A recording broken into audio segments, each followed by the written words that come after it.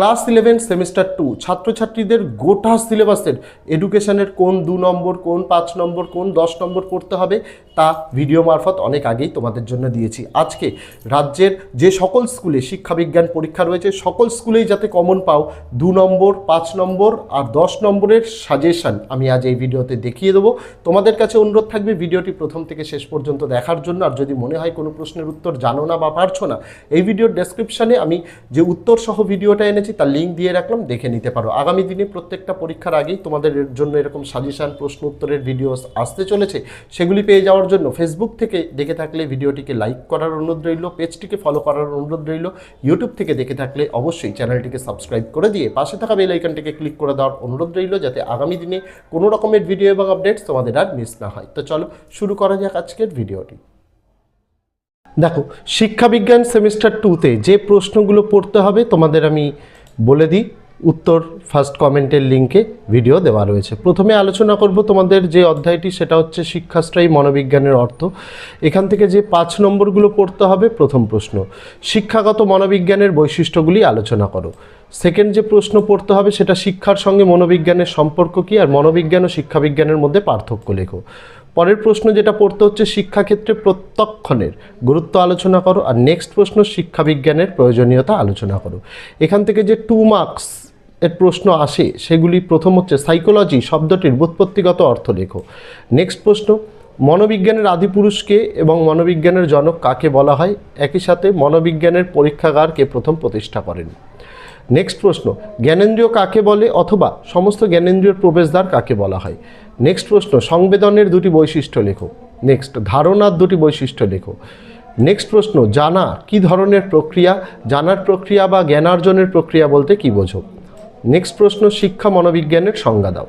Next chapter যেটা শিক্ষা মনোবিজ্ঞানের সম্প্রদায় সমূহ, এখান থেকে যে 5 নম্বরগুলি ইম্পর্টেন্ট। প্রথম শিখনের সংজ্ঞা দাও, শিখনের বৈশিষ্ট্যগুলি লেখো। নেক্সট থর্নডাইকের শিখনের মূল সূত্রগুলি লেখো। নেক্সট প্রশ্ন শিক্ষাক্ষেত্রে যে কোনো 2টি মূল সূত্রের গুরুত্ব আলোচনা করো। কার? থর্নডাইকের। তারপর প্রাচীন অনুবর্তন কাকে বলে, শিক্ষাক্ষেত্রে প্রাচীন অনুবর্তনের গুরুত্ব লেখো। নেক্সট প্রশ্ন অন্তর্দৃষ্টিমূলক শিখন সম্পর্কিত কোহলারের শিম্পাঞ্জির পরীক্ষাটি বর্ণনা করো। নেক্সট প্রশ্ন শিখনের কার্যকরী সংজ্ঞা দাও। নেক্সট প্রশ্ন পাজল বক্স কী। নেক্সট টাইম কার্ভ কী। নেক্সট এটা ফল লাভ হবে, ফল লাভের সূত্রটি ব্যাখ্যা করো। নেক্সট থর্নডাইকের দেওয়া ব্যবহারিক সূত্রটি লেখো। নেক্সট প্রশ্ন অপানুবর্তন কাকে বলে। নেক্সট প্রশ্ন অপারেন্ট অনুবর্তন কী। নেক্সট স্কিনার বক্স কী। নেক্সট রেসপন্ডেন্ট বলতে কি বোঝো। চলে যাব নেক্সট অধ্যায় মনোবিজ্ঞানের অনুসন্ধানের পদ্ধতিসমূহ। 5 নম্বরে যেগুলো পড়তে হবে, প্রথম ধারণা গঠনের বিভিন্ন স্তরগুলি আলোচনা করো। নেক্সট পর্যবেক্ষণের পদ্ধতির সুবিধা ও অসুবিধাগুলি বর্ণনা করো। নেক্সট কেস স্টাডির সুবিধা অসুবিধাগুলি লেখো। নেক্সট সার্ভে পদ্ধতির সুবিধা অসুবিধাগুলি লেখো। যে 2 নম্বরগুলো পড়তে হবে, প্রথম পর্যবেক্ষণ পদ্ধতি কাকে বলে, এর 2টি বৈশিষ্ট্য লেখো। নেক্সট প্রশ্ন সহগতি কাকে বলে। নেক্সট প্রশ্ন ধনাত্মক সহগতি কাকে বলে, উদাহরণ দাও। নেক্সট ঋণাত্মক সহগতি কাকে বলে, উদাহরণ দাও। নেক্সট প্রশ্ন শূন্য সহগতি কাকে বলে, উদাহরণ দাও। নেক্সট অধ্যায় বৃদ্ধি ও বিকাশের অর্থ থেকে যে 10 নম্বর, এখান থেকে 10 আসে, 10 নম্বরের প্রথম প্রশ্ন বৃদ্ধির সংজ্ঞা দাও, বৃদ্ধির বৈশিষ্ট্যগুলি লেখো। নেক্সট প্রশ্ন পরিণমন কাকে বলে, পরিণমনের বৈশিষ্ট্য, এটা একই সাথে হবে। নেক্সট প্রশ্ন বৃদ্ধি ও বিকাশের মধ্যে পার্থক্য করতে হবে। যে 2 নম্বরগুলো করতে হবে 10 করলেই 2 নম্বর অটোমেটিক্যালি তৈরি হয়ে যায়। কিভাবে দেখো, বৃদ্ধি কাকে বলে, বৃদ্ধির 2টি বৈশিষ্ট্য করতে হবে। পরিণমন কাকে বলে, উদাহরণ দাও, পরিণমনের বৈশিষ্ট্য। তারপরে বিকাশ কাকে বলে, একই সাথে বিকাশের 2টি বৈশিষ্ট্য লেখো। নেক্সট দৈহিক বিকাশ ও বৌদ্ধিক বিকাশ বলতে কি বোঝো। নেক্সট বৃদ্ধি ও বিকাশের মধ্যে 2টি পার্থক্য। তো 10 করলে অটোমেটিক্যালি 2 এখান থেকে তৈরি হয়ে যাবে। নেক্সট যেটা, সেটা হচ্ছে বিকাশের উপাদানসমূহ থেকে যে 10 নম্বর, প্রথম প্রশ্ন শিক্ষায় বংশগতি ও পরিবেশের প্রভাব আলোচনা করো। নেক্সট শিশুর বিকাশে বিদ্যালয়ের ভূমিকা আলোচনা করো।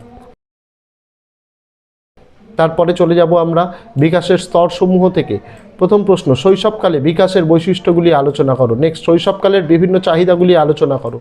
নেক্সট বাল্যকালের বিকাশমূলক বৈশিষ্ট্যগুলি আলোচনা করো। নেক্সট প্রশ্ন বাল্যকালের বিভিন্ন প্রকার চাহিদাগুলি সম্পর্কে আলোচনা করো। নেক্সট প্রশ্ন কৈশোর বলতে কি বোঝো, কৈশোরকালের দৈহিক ও মানসিক বিকাশগত বৈশিষ্ট্যগুলি লেখো। নেক্সট কৈশোরকালের বিভিন্ন চাহিদাগুলি আলোচনা করো। যে 2 নম্বরগুলো পড়তে হবে, প্রথম প্রশ্ন শৈশব কাকে বলে, শৈশবকে ব্যক্তি জীবনের ভিত্তিকাল বলা হয় কেন এবং কোন সময়কে।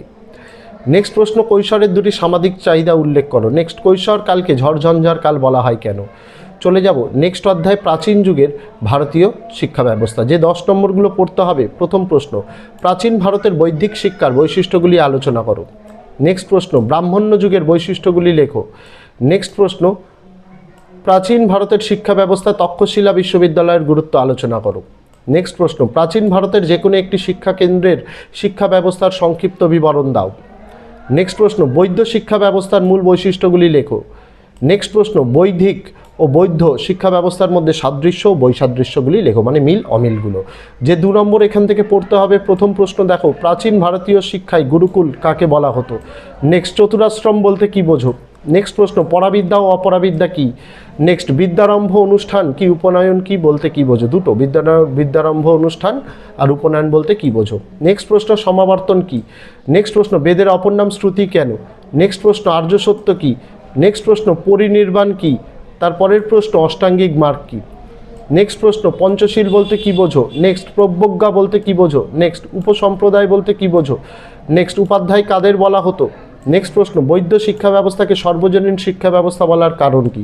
নেক্সট অধ্যায়, মধ্যযুগীয় ভারতীয় শিক্ষা থেকে 10-এর যে প্রশ্নগুলো পড়তে হবে। প্রথম প্রশ্ন দেখো, মধ্যযুগে ভারতীয় ইসলামিক শিক্ষার সাধারণ বৈশিষ্ট্যগুলি সংক্ষেপে আলোচনা করো। নেক্সট, মধ্যযুগে ইসলামিক শিক্ষা প্রতিষ্ঠান হিসেবে মাদ্রাসার ভূমিকা আলোচনা করো। নেক্সট, মধ্যযুগে ভারতের নারী শিক্ষা কেমন ছিল তা সংক্ষেপে লেখো। নেক্সট প্রশ্ন, ইসলামিক শিক্ষা ব্যবস্থায় মাদ্রাসা ও মক্তবের ভূমিকা লেখো। যে 2 নম্বরগুলো পড়তে হবে। প্রথম, মক্তব ও মাদ্রাসার মধ্যে 3টি পার্থক্য পড়তে হবে। তারপর মাদ্রাসা ও টোল এর মধ্যে 2টি পার্থক্য পড়তে হবে। নেক্সট পড়তে হবে মক্তব কি, মাদ্রাসা কি, তারপরে ইসলামিক শিক্ষার 2টি বৈশিষ্ট্য পড়তে হবে। তারপরের চ্যাপ্টার, প্রাক স্বাধীনতা যুগের ভারতীয় শিক্ষা ব্যবস্থা থেকে যে 10 নম্বর পড়তে হবে। প্রথম প্রশ্ন, 1813 খ্রিস্টাব্দে চার্টার অ্যাক্টের মূল সুপারিশগুলি আলোচনা করো। একই সাথে চার্টার অ্যাক্টের গুরুত্ব কী ছিল?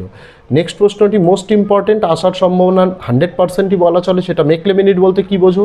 একই সাথে মেকলে মিনিটের বক্তব্যতে কী বলা হয়েছিল? একই সাথে মেকলের বক্তব্য কীভাবে প্রাচ্য ও পাশ্চাত্যের দ্বন্দ্বের অবসান ঘটিয়েছিল?